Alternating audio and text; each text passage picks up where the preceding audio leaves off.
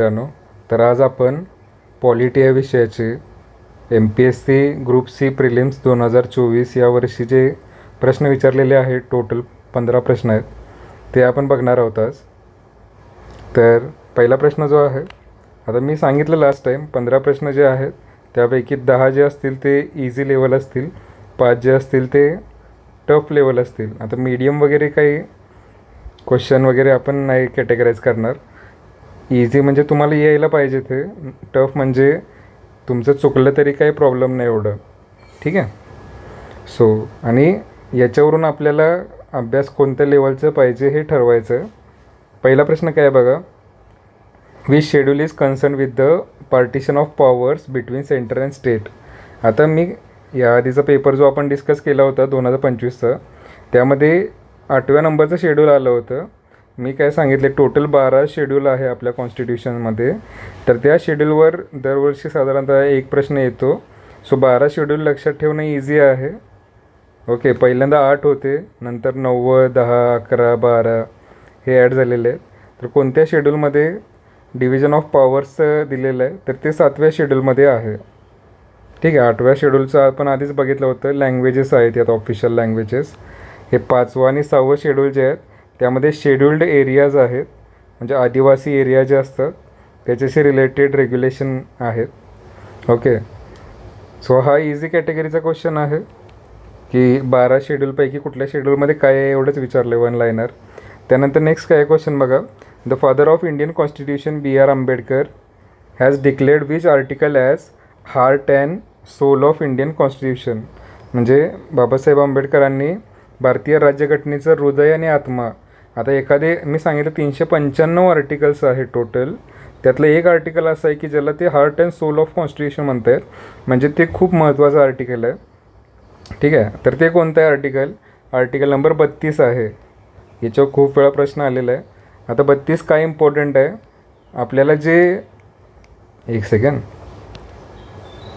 हे आर्टिकल 32 जे आहे ते इम्पॉर्टंट आहे. हे का महत्त्वाचं आहे, त्यात काय दिलेलं आहे, बेसिकली आपल्याला जे फंडामेंटल्स राईट्स दिलेले आहेत, equality, freedom, right against exploitation, freedom of religion आहे, त्यानंतर freedom of cultural educational rights जे आहेत, तर ते सगळे जे फ्रीडम आहेत त्याच्यावर जर सरकारनं बंदी आणली किंवा तुमचे फ्रीडम कोणतरी हिरावून घेत असेल, तर डायरेक्टली तुम्हाला सुप्रीम कोर्टमध्ये अप्रोच होण्याचा अधिकार जो आहे तो आर्टिकल 32मध्ये दिलेला आहे.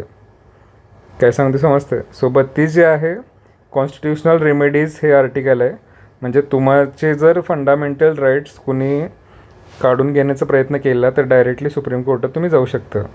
जर हे आर्टिकलच नसेल तर तुमच्या राईट्सला काही अर्थ राहणार नाही, कारण तुमचे फंडामेंटल राईट्स जे आहेत ते फक्त नावापुरते राहतील आणि सरकार कधी येईल आणि तुमच्या फ्रीडम ऑफ स्पीच एक्सप्रेशनवर बंदी घालेल. समजते का? हे आर्टिकल इम्पॉर्टंट आहे, लक्षात ठेवा. Article number 32.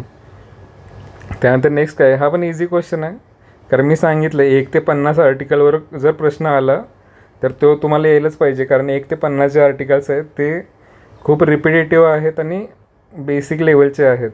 Fundamental rights, DPSP. Okay, हा पण इझी कॅटेगरीचा क्वेश्चन आहे, म्हणजे हे तुमच्या वाचण्यात पाहिजे. जेव्हा तुम्ही वाचाल तेव्हा आर्टिकल 50पर्यंत तरी तुम्हाला माहीत पाहिजे. त्यानंतर नेक्स्ट काय बघा, 53 नंबरचा question, which of the following statement is correct regarding president of India. आता याआधीच मी सांगितलं आहे, प्रेसिडेंट, गव्हर्नर हे खूप इम्पॉर्टंट एक्झिक्युटिव्स आहेत. ओके, इम्पॉर्टंट पोस्ट आहेत या, खूप महत्त्वाच्या पॉलिटीमध्ये. तर प्रेसिडेंटबद्दल तुम्हाला जेवढं माहिती करता येईल आपल्या कॉन्स्टिट्यूशनमध्ये जे दिलेलं आहे त्याच्या पॉवर्स वगैरे ते माहीत पाहिजे तुम्हाला. तर यामध्ये फर्स्ट काय स्टेटमेंट बघा, article 58 of Indian constitution describe the qualification for the president. प्रेसिडेंटचं जे क्वालिफिकेशन आहे काय पाहिजे, तो सिटिझन ऑफ इंडिया पाहिजे, एज 35 पाहिजे, त्यानंतर खासदार, मेंबर ऑफ पार्लिमेंट जे आहे, लोकसभेवर निवडून येण्यासाठी ज्या काही क्वालिफिकेशन लागतात त्या असणं अपेक्षित आहे प्रेसिडेंटचं. हे क्वालिफिकेशन वगैरे नंतर आपण बघूया, पण प्रेसिडेंटबद्दल तुम्हाला माहीत पाहिजे. आणि कोणत्या आर्टिकलमध्ये आहे, 58मध्ये. आणि the president can be removed through impeachment if he violates the constitution. म्हणजे कॉन्स्टिट्यूशन जर त्यानं व्हायलेट केली तर त्याला इम्पीच करण्याचा अधिकार आहे, बरोबर. हे दोन्ही स्टेटमेंट बरोबर आहेत, जनरलाइज स्टेटमेंट. जसं की डोनाल्ड ट्रम्प जे प्रेसिडेंट आहेत अमेरिकेचे, त्यांच्या विरोधात इम्पीचमेंट मोशन जी आहे ती पास झाली होती त्यांच्या पार्लिमेंटमध्ये. ओके, सो इम्पिचमेंट म्हणजे काय, एखाद्या इम्पॉर्टंट व्यक्तीला जर पदावरून हटवत असो आपण, बेसिकली प्रेसिडेंटच्या केसमध्येच हा इम्पिचमेंट शब्द यूज होतो, लक्षात ठेवा. सो इम्पीच करणे म्हणजे पदावरून हटवणे. आत्तापर्यंत कधी झालेलं नाही आहे, कोणत्याच राष्ट्रपतीला आत्तापर्यंत इम्पीच केलेलं नाही आहे त्याच्या पदावरून. ठीक आहे, हे लक्षात ठेवा. आणखी एक गोष्ट, करण्याचा अधिकार आहे, पण त्याच्यासाठी आत्तापर्यंत कुठल्या राष्ट्रपतीने असं मेजर काही चुकीचं केलेलं नाही आहे, सो त्यांना इम्पीच करायची वेळ येईल असं. सो आपण इझी क्वेश्चन आहे तसं बघायला गेलं तर, टफ नाही आहे म्हणजे सुटणारच नाही वगैरे तुम्ही वाचलं तर असं नाही आहे. हा कॉमन सेन्सचा क्वेश्चन आहे. नेक्स्ट काय बघा, which constitutional amendment act facilitates the appointment of the same person as a governor of 2 or more states. म्हणजे एका राज्याचे राज्यपाल जे आहेत, गव्हर्नर. आता हे बघा, या 25च्या पेपरमध्ये सुद्धा गव्हर्नरवर प्रश्न आला आहे आणि 24मध्ये पण गव्हर्नरवर आलेलं आहे. जसं आत्ताच मी इथं सांगितलं आहे बघा, प्रेसिडेंट आणि गव्हर्नर हे जे 2 एक्झिक्युटिव्ज आहेत ते इम्पॉर्टंट आहेत, कारण प्रेसिडेंट जे आहेत ते देशाचे नामधारी प्रमुख असतात, तसेच गव्हर्नर जे आहेत ते राज्याचे नामधारी प्रमुख आहेत. सो पॉलिटीमध्ये आपल्याला ज्या इम्पॉर्टंट कॉन्स्टिट्युशनल पोस्ट आहेत त्यामध्ये या 2 पोस्ट ज्या आहेत त्या इम्पॉर्टंट आहेत. ठीक आहे, गव्हर्नरबद्दल तुम्हाला जेवढं वाचता येईल आणि जेवढं लक्षात ठेवता येईल तेवढी चांगली गोष्ट आहे. म्हणजे तुम्हाला क्वेश्चन जे आहे, आपण जे वाचतो आहे ना त्यातलं इम्पॉर्टंट काय आहे ते सेग्रिगेट करायचं. जास्त अननेसेसरी ज्या गोष्टी विचारल्या जात नाहीत त्या वाचायचं नाहीत, पण जे विचारलं जातं आहे ते व्यवस्थित वाचायचं. म्हणजे प्रेसिडेंट, गव्हर्नर हे माहीतच पाहिजे तुम्हाला. आता प्रेसिडेंट, गव्हर्नर जे आहेत ते कसं असतं, प्रत्येक राज्याला साधारणतः एक गव्हर्नर असतात. महाराष्ट्राचे गव्हर्नर आहेत, गुजरातचे आहेत, कर्नाटकचे आहेत. ठीक आहे, पण कधी कधी काय होतं, समजा एखाद्या राज्याचे गव्हर्नर जे आहेत त्यांचा कार्यकाळ संपला असेल किंवा त्यांची डेथ झाली अचानक, तर दुसऱ्या राज्याचे जे गव्हर्नर आहेत, फॉर एक्झाम्पल महाराष्ट्राचे जे गव्हर्नर आहेत ते शेजारचं राज्य असेल, समजा गुजरात किंवा कर्नाटक आहे किंवा गोवा आहे, त्याचे गव्हर्नर म्हणूनसुद्धा काम पाहू शकतात जर प्रेसिडेंटनं त्याला अपॉइंट केलं तर त्या राज्याचे गव्हर्नर म्हणून. हे कुठल्या आर्टिकलमध्ये, कुठल्या कॉन्स्टिट्युशनल अमेंडमेंट ॲक्ट थ्रू झालं आहे बघा. आधी असं नव्हतं ओरिजिनल कॉन्स्टिट्यूशनमध्ये. 7वी घटनादुरुस्ती जी झाली, 7th कॉन्स्टिट्युशनल अमेंडमेंट ॲक्ट. मी काय सांगितलं आहे, घटनादुरुस्ती म्हणजे काय, ओरिजिनल जी कॉन्स्टिट्यूशन होती आपली त्याच्यामध्ये थोडे थोडे चेंजेस करत गेलो आपण कालांतराने. आत्तापर्यंत 106 वेळा चेंजेस केलेत आपण, कॉन्स्टिट्युशनल अमेंडमेंट ॲक्ट्स केलेत. ठीक आहे, तर कुठल्या ॲक्टमध्ये असं केलं होतं आपण की बाबा एक राज्यपाल 2 राज्यांचं बघू शकतो, 2 किंवा जास्त. आणि हे बघू शकतात, हे लक्षात ठेवा इथून पुढे की एक राज्यपाल असतील तर ते 2पेक्षा जास्त राज्यांचासुद्धा कारभार ॲट अ टाईम बघू शकतात. तर ते 7th नंबरच्या कॉन्स्टिट्युशनल अमेंडमेंट ॲक्ट 1956मध्ये झालं होतं. ठीक आहे, सो हा थोडासा टफ असू शकतो क्वेश्चन कॅटेगराईज करायचं झालं तर, कारण या मी जर सांगितलं 21 कॉन्स्टिट्युशनल अमेंडमेंट्स आहेत इम्पॉर्टंट, 106 जरी असल्या टोटल तरी त्यातले 20 महत्त्वाचे आहेत, पण तुम्हाला एक्झाममध्ये आठवणं 7व्या याच्यात हे आहे वगैरे, हे थोडंसं टफ आहे. त्यानंतर नेक्स्ट काय बघा, parliament resolution to change the number of supreme court जजेस other than chief justice of India can be passed by. म्हणजे काय, हे बघा, सुप्रीम कोर्टचे जे जजेस असतात, ठीक आहे, तर त्यांचं चीफ जस्टिस सोडून त्यांचा नंबर जो आहे तो चेंज करायचा. समजा आता सुप्रीम कोर्टमध्ये साधारणतः काहीतरी 31-32 काहीतरी जजेस आहेत टोटल, तर ते वाढवायचे असतील आपल्याला. म्हणजे 31 जजेस आहेत, आता एक्झॅक्ट मला माहीत नाही आता सध्या आकडा, 31च्या अराऊंड आहे काहीतरी. सो आपल्याला समजा 40 जजेस करायचे आहेत. म्हणजे नंबर ऑफ जजेस जे आहेत कोर्टामधले, न्यायाधीश जे आहेत, सुप्रीम कोर्टमध्ये काय असतं basically, chief justice of India असतात एक, म्हणजे ते मेन असतात कोर्टचे, आणि आणखी खूप सारे जजेस असतात सुप्रीम कोर्टमध्ये, साधारणतः 31-32 काहीतरी आहेत जजेस. सो ते जे जजेसचा काउंट जो आहे तो जर वाढवायचा असेल, कारण खूप जास्त समजा केसेस पेंडिंग आहेत आणि आपल्याला वाटलं की लोकसंख्या एवढी आहे आणि 30 जजेस कशाला वाढवूया आपण, तर ते वाढवण्याचा जो अधिकार आहे तर ते आता बेसिकली काय होणार, मग पार्लिमेंटला अधिकार असतो, संसदेत विधेयक मांडणार की बाबा आपल्याला जजेस वाढवायचे आहेत, 40 करायचे आहेत, तर त्याच्यासाठी मेजॉरिटी लागते. मेजॉरिटी म्हणजे जसं इलेक्शन असतं बाबा, एखाद्याला निवडून द्यायचं आहे, तर टोटल मेंबर ऑफ पार्लिमेंट समजा 550 आहेत, तर त्यातल्या किती लोकांनी मत दिल्यावर ते चेंज होऊ शकतं. तर सिम्पल मेजॉरिटीनं ते चेंज करता येतं. आता सिम्पल मेजॉरिटीचा अर्थ काय आहे, 550 आहेत, त्यातले ॲक्च्युली प्रेझेंट असतील त्यावेळेस समजा 400 लोकसभेतली लोकं. तर सिम्पल मेजॉरिटीमध्ये काय असतं बेसिकली, 400 लोकं प्रेझेंट आहेत, त्यातल्या 50% जास्त म्हणजे 201 लोकांनी जरी हो म्हणलं की वाढवूया नंबर आणि आमचा सपोर्ट आहे वगैरे, तरी पण ते रिझोल्युशन पास झालं असं कन्सिडर होतं. प्रेझेंट अँड वोटिंग, जेवढे लोक आहेत तेवढे प्रेझेंट अँड वोटिंग, म्हणजे जेवढे प्रेझेंट आहेत 400, भले टोटल संख्या आहे 550, पण त्यातले 400 उपस्थित आहेत आणि त्यातल्या 201 जणांनी जरी होकार दिला तरी ते विधेयक जे आहे ते पारित होतं त्या हाऊसमध्ये. त्याला सिम्पल मेजॉरिटी म्हणतात. परत स्पेशल मेजॉरिटी आहे बाबा, 2/3 प्रेझेंट अँड वोटिंग, किंवा जे टोटल संख्या आहे त्याच्या 2/3 किंवा हाफ ऑफ द स्टेटनं त्याला मान्यता द्यायला पाहिजे, सगळ्या स्टेटनं, असं काही नाही आहे हे लास्टचं. सो टाईप्स ऑफ मेजॉरिटी कुठली लागते हे नंतर आपण बघूया डिटेलमध्ये. सो हे जे आहे जजेसशी रिलेटेड हे सिम्पल मेजॉरिटीनं पास होतं. तर तसं बघायला गेलं तर हा इझी क्वेश्चन आहे जेव्हा तुम्ही बेसिक पार्लिमेंट स्टडी कराल टाईप्स ऑफ मेजॉरिटीमध्ये. नेक्स्ट काय बघा, Parmanand Katara versus union of India case is associated with which of the following issue. आता हा थोडासा टफ आहे, कारण अशा खूप साऱ्या केसेस होत असतात सुप्रीम कोर्टमध्ये आणि तुम्ही जर जास्त वाचलं नसेल डिटेलमध्ये तर हे माहीत नसणार तुम्हाला. पण आता इथं जर आलेलं आहे एकदा, तर प्रिव्हियस इयरचा फायदा काय करून घ्यायचा, 2. एक तर कुठले क्वेश्चन विचारले जाऊ शकतात याची आयडिया लागते आपल्याला, काय महत्त्वाचं आहे काय महत्त्वाचं नाही आहे. आणि दुसरी गोष्ट म्हणजे यामध्ये जे क्वेश्चन येऊन गेलेले आहेत, तर तसंच जर भविष्यात क्वेश्चन आला परमानंद कटरा जोड्या लावायला, तर तो तुम्हाला आला पाहिजे. जर हाच प्रश्न परत यावर्षीच्या परीक्षेत आला 2026च्या आणि त्यामध्ये Parmanand Katara versus union of India case दिली असेल कुठतरी, तर तुम्हाला ते आठवलं पाहिजे तेव्हा की हा प्रश्न ऑलरेडी आलेला आहे आणि याचं उत्तर काय आहे. ठीक आहे.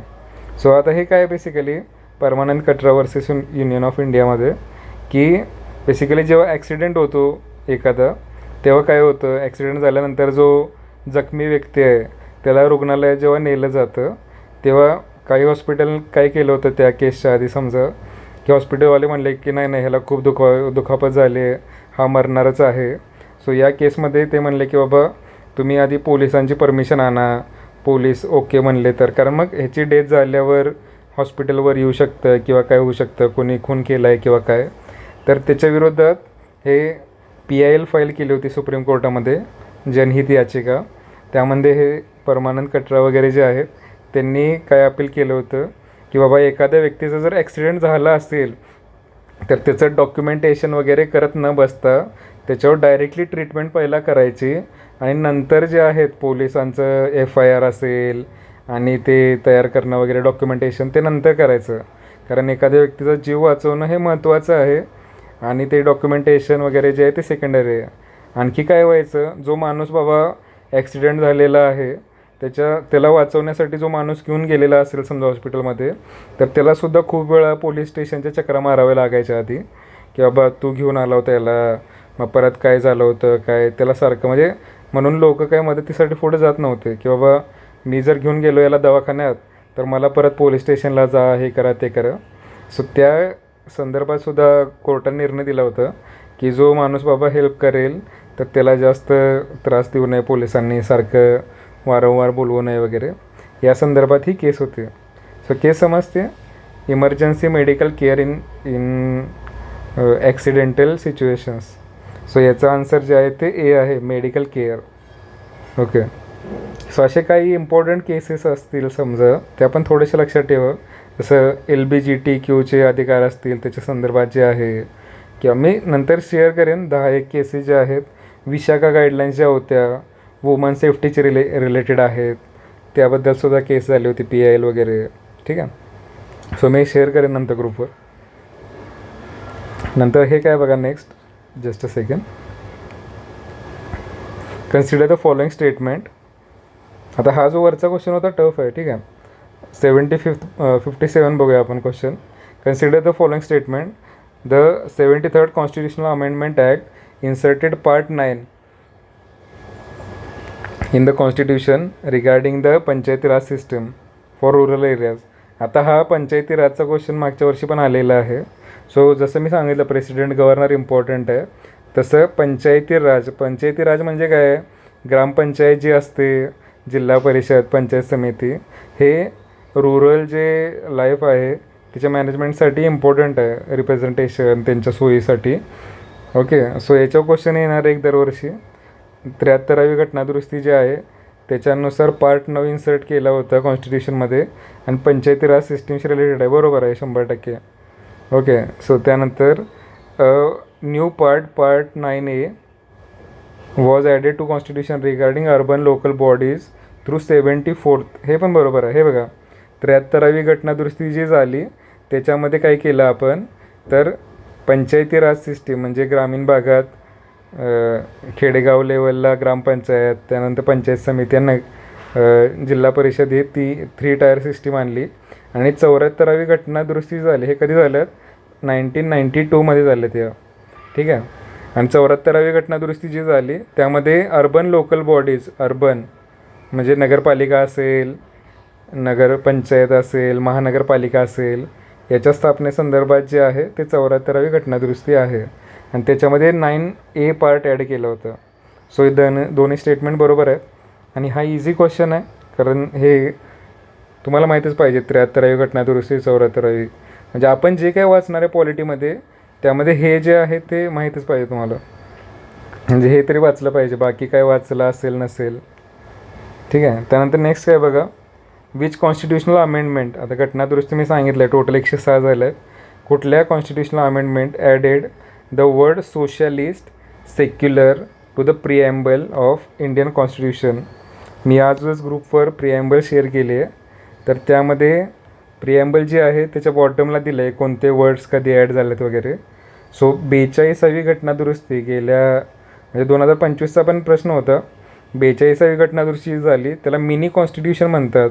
म्हणजे तेव्हा इतके चेंजेस करण्यात आले कॉन्स्टिट्यूशनमध्ये की छोटी कॉन्स्टिट्यूशनच तयार झाली असं म्हणतात त्याला.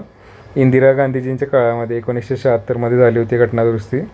तर त्यावेळेस आपल्या प्रिएम्बलमध्ये सोशलिस्ट आणि सेक्युलर हे 2 शब्द ॲड करण्यात आले. आधी हे शब्द नव्हते प्रिएम्बलमध्ये. सोशलिस्टचा अर्थ काय, समाजवादी, म्हणजे जशी रशियामध्ये सिस्टीम आहे थोडीशी सोशलिस्ट. सोशलिस्टचा अर्थ काय असतो बघा, कामगारांचे जे अधिकार असतील किंवा equal pay for equal work जे म्हणतो आपण, की महिला कामगार आणि पुरुष कामगार जे आहेत त्यांना समान वेतन मिळालं पाहिजे वगैरे, याच्याशी रिलेटेड ही कन्सेप्ट आहे सोशलिस्ट वगैरे. आणि सेक्युलर म्हणजे धर्मनिरपेक्ष.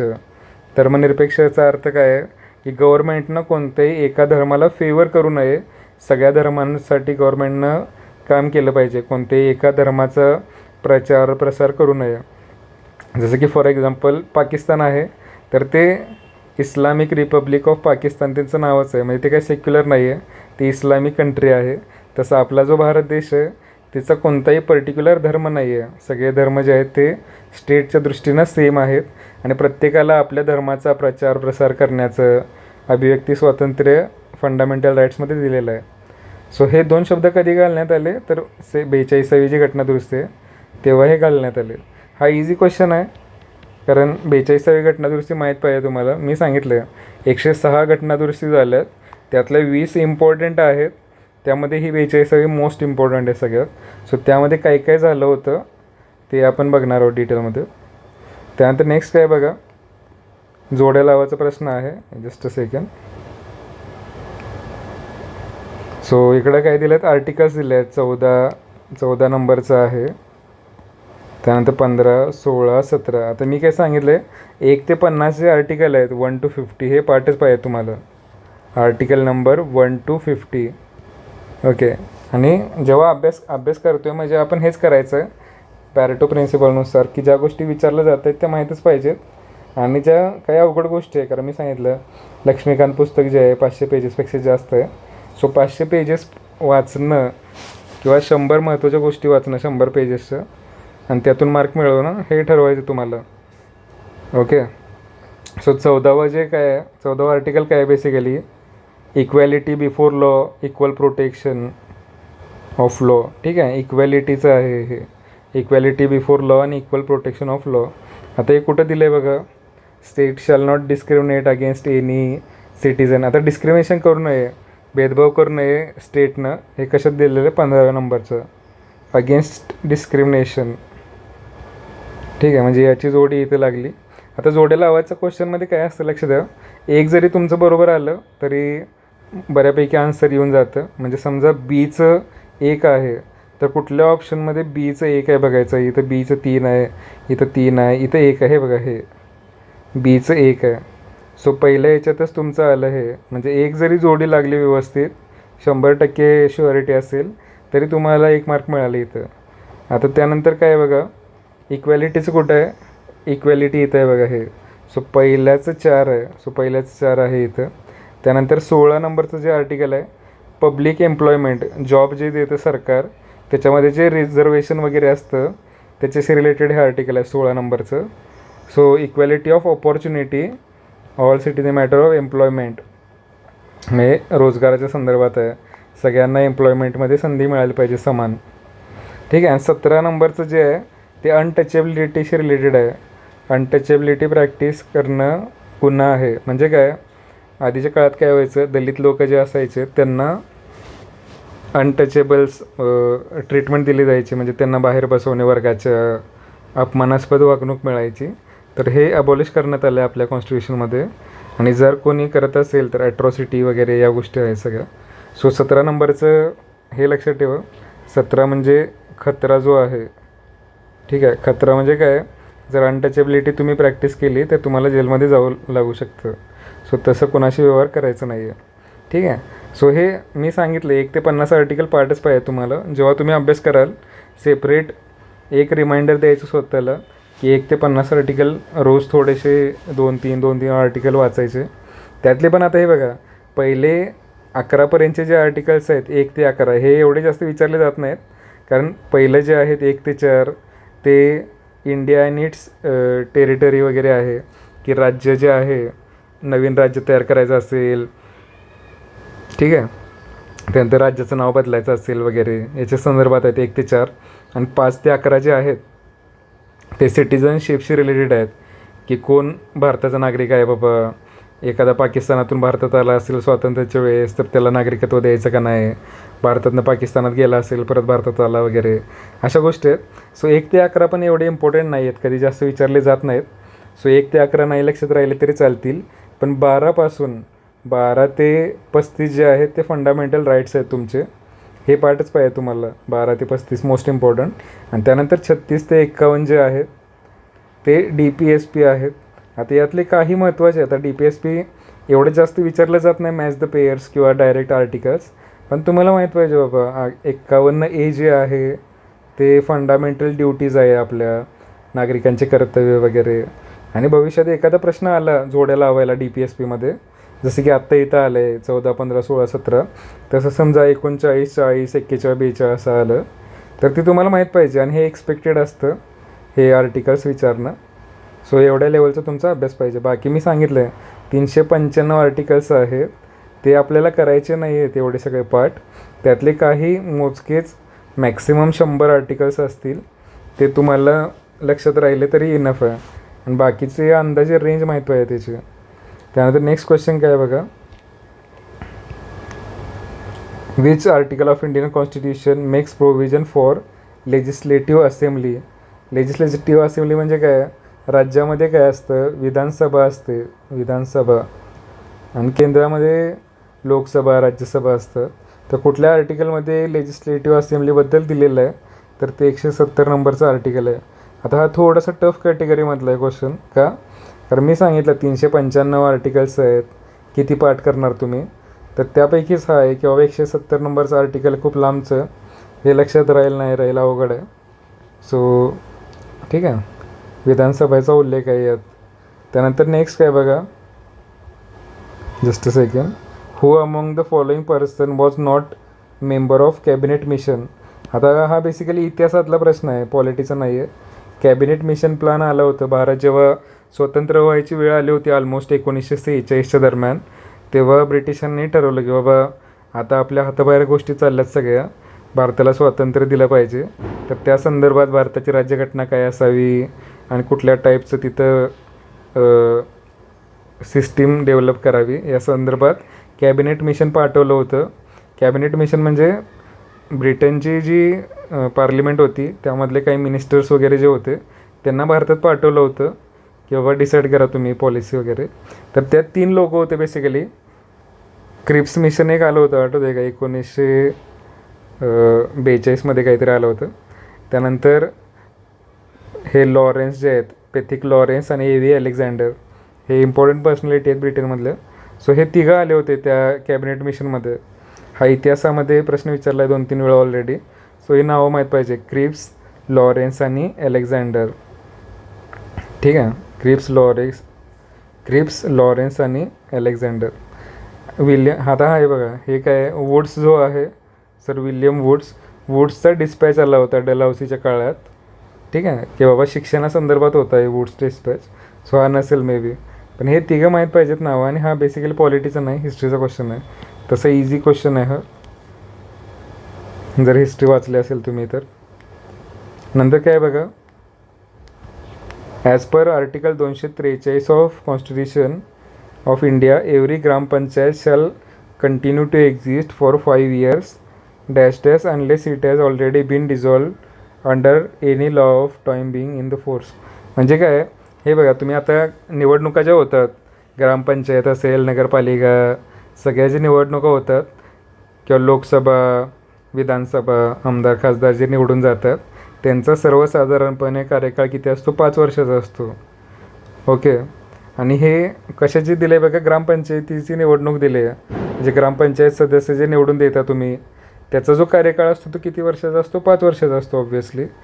आता हा कार्यकाळ मोजायचा कुठून, याच्या संदर्भात प्रश्न आहे हा. म्हणजे 5 वर्ष कुठून पकडायची? तर पहिलं काय दिलं आहे बघा इथं, from the date of declaration of election result.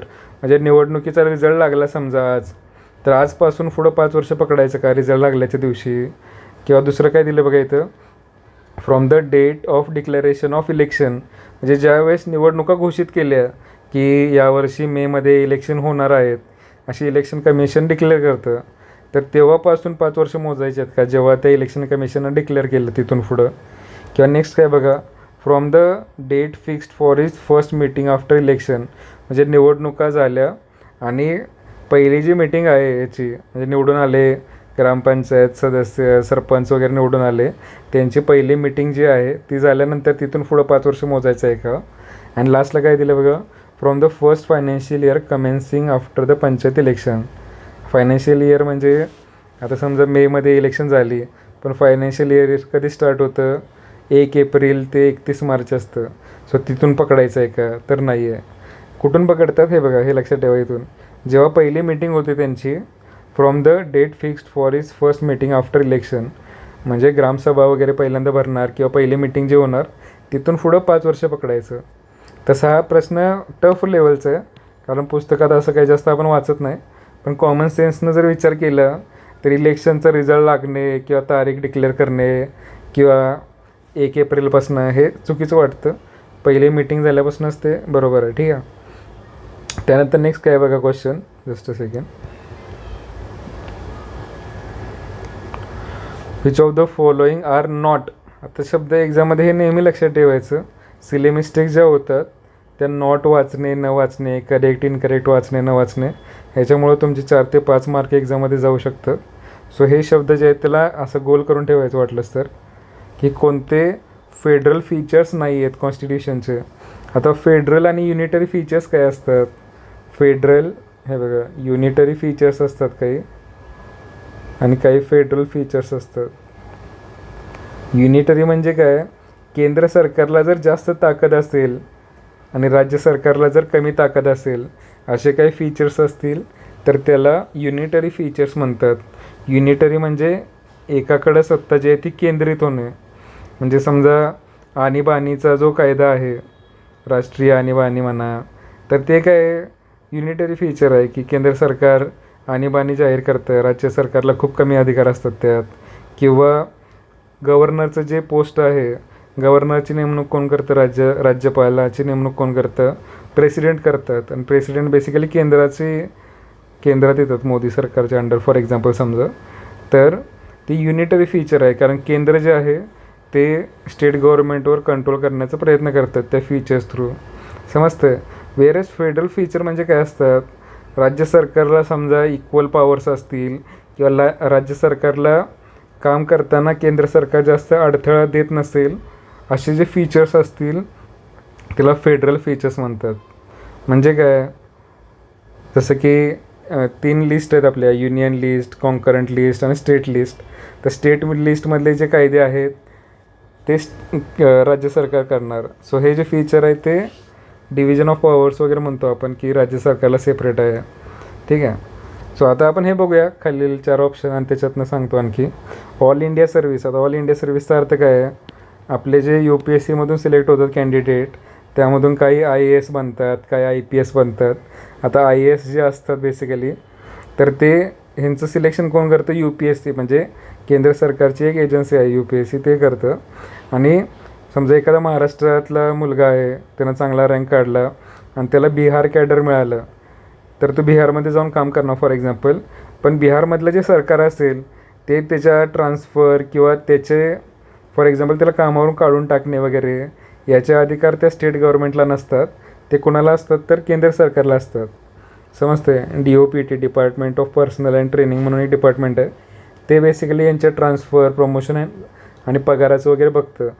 So basically हे काय आहे मग, तर केंद्र सरकार कंट्रोल करते राज्य सरकारच्या कर्मचाऱ्यांना. सो हे झालं युनिटरी फीचर, जेव्हा केंद्र सरकारला जास्त ताकद मिळणार राज्य सरकारला कंट्रोल करण्यासाठी. त्यानंतर सिंगल ज्युडिशरीचा अर्थ काय आहे, की बाबा राज्याचा काही खटला असेल, ठीक आहे, तर तो सुप्रीम कोर्ट वगैरे जे आहे त्याच्या अंडर, म्हणजे सत्तेचं काय म्हणतो आपण एककेंद्रीकरण जे आहे ते जर होत असेल तर ती युनिटरी फीचर आहे. सो सिंगल ज्युडिशरी जे आहे ते पण युनिटरी फीचर आहे. युनिटरी म्हणजे केंद्र सरकारकडे जास्त पॉवर असणार. Independent judiciary. आता इंडिपेंडंट ज्युडिशरी म्हणजे काय, आता एक आपली ज्युडिशरी जी आहे ती इंटिग्रेटेड आहे आणि इंडिपेंडंट पण आहे. इंटिग्रेटेड म्हणजे जिल्हा न्यायालय समजा, त्यामध्ये तुमच्या मनासारखा निकाल लागला नाही तर हायकोर्टमध्ये जाऊ शकतं, सुप्रीम कोर्टमध्ये जाऊ शकतं. सो हे काय झालं इंटिग्रेटेड, एक स्टेजवरून दुसरीकडं, दुसरीकडून तिसरीकडं. आणि इंडिपेंडंट म्हणजे प्रत्येक जे समजा स्टेटचं हायकोर्ट आहे त्याचं कार्यक्षेत्र आणि कॉन्स्टिट्यूशनमध्ये हायकोर्टचं सेपरेट मेन्शन आहे की हायकोर्ट कोणत्या गोष्टींवर निर्णय घेऊ शकतं, त्याचे अधिकार काय आहेत, सुप्रीम कोर्टाचे अधिकार काय आहेत वगैरे. सो इंडिपेंडन्स आहे त्यांना. ठीक आहे. म्हणजे काम करण्याचं. दुसऱ्या राज्याचं हायकोर्ट जे आहे ते महाराष्ट्राच्या ह्याच्यात समजा हस्तक्षेप करू शकत नाही, असं आहे. सो जेव्हा स्वातंत्र्य मिळतं काम करण्याचं त्याला फेडरल फीचर म्हणतात. तसंच डिव्हिजन ऑफ पॉवर म्हणजे स्टेट लिस्ट जे आहे त्याच्यात जे गोष्टी आहेत त्याच्यावर राज्य सरकार कायदा करणार आणि सेंट्रल लिस्ट जे आहे त्याच्यावर जे गोष्टी आहेत त्याच्यावर केंद्र सरकार कायदा करणार. सो डिव्हिजन ऑफ पॉवर म्हणजे केंद्र सरकार जे आहे ते राज्य सरकारवर कंट्रोल करण्याचा प्रयत्न करत नाही आहे. ठीक आहे. सो कोणते 2 आले, फेडरल, डिव्हिजन ऑफ पॉवर आणि इंडिपेंडंट ज्युडिशरी, C आणि D. त्यानंतर नेक्स्ट काय बघा 64 नंबरचं. हे मी शेअर करेन नंतर कोणते युनिटरी फीचर्स आहेत, कोणते फेडरल फीचर्स आहेत. The provision for the reservation of seat for woman in panchayat. म्हणजे ग्रामपंचायतीमध्ये आता कॉन्स्टिट्यूशनमध्ये काय सांगितलं आहे, 1/3 सीट जे आहेत ते रिझर्व पाहिजेत ग्रामपंचायतीत. आता हे खूप प्रोग्रेसिव्ह निर्णय आहे बघा. म्हणजे हा कायदा कधी आला, पंचायत राजचा 1992 साली आला आहे कायदा. पण तेव्हा असं सांगितलं की बाबा 33% जागा ज्या आहेत त्या महिलांसाठी आरक्षित करा. आणि आत्ता सध्या 106वी घटनादुरुस्ती जी झाली आहे त्यामध्ये आत्ता आमदारकीला, खासदारकीला 1/3 रिझर्वेशन आलं आहे. सो हा जो कायदा आहे ऑलमोस्ट 30 वर्षापूर्वी, 35 वर्ष झाले ऑलमोस्ट आत्ता त्याला, तर तेव्हा जो कायदा आलेला आहे त्यात त्यांनी ग्रामपंचायत, नगरपालिकेमध्ये महिलांना आरक्षण दिलेलं आहे. आता ते 243वा जो आर्टिकल आहे कॉन्स्टिट्यूशनचं त्याच्यामध्ये पण 243, 243 A, B, C, D, E, F, G, H, I असे ओपर्यंत आहेत पंचायतच्या रिलेटेड. तर त्यात रिझर्वेशन कुठल्या कायद्यात आहे तर ते Dमध्ये आहे. आता हे अवघड आहे थोडंसं लक्षात ठेवणं कायदा पर्टिक्युलर. 33% आरक्षण आहे वगैरे या गोष्टी लक्षात ठेवू शकतं, किंवा महाराष्ट्रात तर ते 50% आहे बहुतेक. पण कुठल्या E आहे का, B आहे का, C आहे का, D आहे का, E आहे ह्याच्यात जे आहे ते लक्षात ठेवणं थोडंसं अवघड आहे. पण आत्ता समजा इथं हा क्वेश्चन आला आहे, भविष्यात जर असा सिमिलर क्वेश्चन आला महिलांच्या आरक्षणाच्या बाबतीत. तर तुम्हाला भविष्यात माहीत पाहिजे, म्हणजे आत्ता यावर्षी प्रश्न आला 2024ला, तर तुम्हाला माहीत 26ला प्रश्न आला आता, तर तुम्हाला माहीत पाहिजे की बाबा महिलांचं आरक्षण जे आहे ते 243 जो आर्टिकल आहे त्यातल्या डी सबसेक्शनमध्ये आहे. ठीक आहे, तर तसा हा टफ क्वेश्चन आहे, कारण ABCD माहीत नसतं आपल्याला कुठला आहे नक्की, पण लक्षात ठेवा आता पुढच्या परीक्षांसाठी. आणि लास्टचं जे आहे, with reference to article 165 of Indian constitution who is legal adviser of government of state. आता हे बघा, लीगल ॲडवायझर म्हणजे काय असतं बेसिकली, एखादं राज्य सरकार आहे, समजा तुम्ही काहीतरी राज्य सरकारनं तुमच्यावर काहीतरी अन्याय केला आणि तुम्ही ते, म्हणजे समजा फॉर एक्झाम्पल तुमची जमीन आहे, जमीन समजा राज्य सरकारनं तुमची बळकावली रस्त्यासाठी वगैरे हे ते, किंवा तुम्हाला जे कॉम्पेन्सेशन दिलेलं आहे ते मान्य नाही, तर तुम्ही राज्य सरकारच्या विरोधात समजा कोर्टामध्ये गेला, जिल्हा न्यायालय असेल किंवा हायकोर्टमध्ये असेल, तर आता मग राज्य सरकारच्या वतीनं कोणतरी केस लढण्यासाठी येणार तिथं, किंवा राज्य सरकार कोणाला तरी काही रेफर करणार की बाबा या गोष्टीमध्ये आम्हाला कायदेशीर मार्गदर्शन पाहिजे, तर ते कोण हँडल करतं बेसिकली, ते 165 नंबरचं जे आर्टिकल आहे त्यामध्ये दिलेलं आहे, त्याला म्हणतात ॲडव्होकेट जनरल ऑफ स्टेट. समजते, म्हणजे राज्याच्या केसमध्ये ॲडव्होकेट जनरल असतो तो, आणि केंद्र सरकार जे आहे, जसं भारत सरकारच्या काही केसेस असतील ज्या हँडल करण्यासाठी, म्हणजे बेसिकली हा सरकारचा वकील आहे. समजते, सरकारचा वकील, सरकारचे जे मॅटर्स आहेत लीगल मॅटर्स ते हँडल करतं कोण, तर ॲडव्होकेट जनरल ऑफ स्टेट. राज्यासाठी ॲडव्होकेट जनरल असतं आणि ते 165 नंबरच्या आर्टिकलमध्ये दिलेलं आहे. आणि केंद्र सरकारच्या बाबतीत कोण करतं, तर ॲटॉर्नी जनरल ऑफ इंडिया करतात, ॲटॉर्नी जनरल ऑफ इंडिया, आणि ते आर्टिकल नंबर 76मध्ये दिलेलं आहे. हे लक्षात ठेवा, हा खूप इम्पॉर्टंट क्वेश्चन आहे, कारण हे बघा MPSC राज्यसेवा जे आहे त्याच्यामध्ये कॅग जे आहे, क्रॉम्प्टर and auditor general of India, ह्याचं जे आर्टिकल आहे याच्यावर ऑलरेडी सलग 3 वेळा प्रश्न विचारलेला आहे. सो तसंच आता हा प्रश्न पण विचारू शकतात की बाबा ऑडिटर जनरल म्हणजे काय, की कुठला भ्रष्टाचार वगैरे झाला तर त्याच्याशी रिलेटेड, किंवा इन जनरल सरकारचे अकाउंट्स वगैरे जे असतात ते चेक करण्यासाठी, जसं CA लोक असतात, तुमचं इन्कम टॅक्स वगैरे भरायचं आहे तर CA लोकांची जशी मदत घेता तुम्ही, तसंच कॅग जे असतात ते लीगल गोष्टी फायनान्शियल गोष्टी चेक करतात सरकारच्या, आणि त्याचं फायनली शिक्का करतात की हे बरोबर आहे बाबा बिल. आणि काही घोटाळा झाला असेल, जसं 2G स्पेक्ट्रम घोटाळा झाला होता, कोळशाचा घोटाळा झाला होता, तर ते उघडकीस पण कॅगनं आणले होते. ठीक आहे, सो कॅग जे आहे बेसिकली फायनान्शियल मॅटर्सशी डील करतं. आणि वकील जो आहे सरकारचं, केंद्र सरकार असेल तर attorney general of India article number 76मध्ये दिले आहे त्यांची ताकद. आणि स्टेट गव्हर्नमेंट जर असेल तर ॲडव्होकेट जनरल ऑफ स्टेट, आणि ते कुठल्या आर्टिकलमध्ये दिलेलं आहे 165 नंबर. सो आता इथून पुढं जर प्रश्न आला तर तुम्हाला माहीत पाहिजे हे 100%. हा तसा इझी क्वेश्चन आहे. आर्टिकल जरी माहीत नसेल तरी लीगल ॲडवायझर कोण असतो राज्य सरकारचं, तर ॲडव्होकेट जनरल ऑफ स्टेट असतं. ठीक आहे, तर हे 15 क्वेश्चन होते. आता त्यातले पण आता इझी जर काउंट करायचे झाले आपण खालून, आता इथं संपलं 65 नंबरला 1, त्यानंतर हे काय, हे पण इझी क्वेश्चन आहे, हा 2, त्यानंतर हा टफ, हा 3, त्यानंतर हा पण इझी आहे जोड्या लावायचा 4, 5, 6, 7, 8, 9, 10. हे बघा पुन्हा एकदा आपण जे स्टार्टिंगला मी लेक्चरचं सांगितलं होतं, आता मी हे असंच काउंट करतो आहे इझी टफ, पण साधारणतः ट्रेंड जो आहे 10 क्वेश्चन जे आहेत ते इझी असतात आणि 5 क्वेश्चन जे आहेत ते टफ असतात. आता टफ जे क्वेश्चन आहेत असं नाही की ते जमणारच नाही तुम्हाला. पॉलिटीमध्ये जर तुमचा चांगला अभ्यास असेल 6 महिने किंवा 2-3 रिव्हिजन तरी व्यवस्थित झालं तुमचं जे कंटेंट आहे त्याचं, तरी तुम्ही 10 क्वेश्चन तर सोडू शकता आहे, प्लस या 5 पैकी 2-3 क्वेश्चन हिट करू शकता व्यवस्थित. पण कमीत कमी एवढ्या लेवलचा अभ्यास पाहिजे तुमचा की हे 10 क्वेश्चन जे आहेत 15 पैकी 10, हे 10 क्वेश्चन तरी तुम्हाला यायला पाहिजेत. कारण हे बघा आपलं टार्गेट जे आहे 50 मार्कापर्यंत पोहोचलं पाहिजे आपण. म्हणजे मागच्या वर्षीचा कट ऑफ 50 होता, सोप्पा पेपर आला तर कट ऑफ 50चा 55-60सुद्धा होतो, लक्षात घ्या. ठीक आहे. आणि अवघड पेपर आला तर हा 50चा 45 पण होईल. पण कमीत कमी जर 50 पाडायचे झाले समजा, तर त्यासाठी पॉलिटीचे जे 10 प्रश्न आहेत ते चुकवायचे नाहीत अजिबात. समजतं? Okay. So all the best. आपण असेच पेपर डिस्कस करूया आणि त्यानंतर यातले जे मोस्ट क्रिटिकल जे सेक्शन्स आहेत त्याच्यावर मी व्हिडिओ बनवेन. ओके. थँक्यू.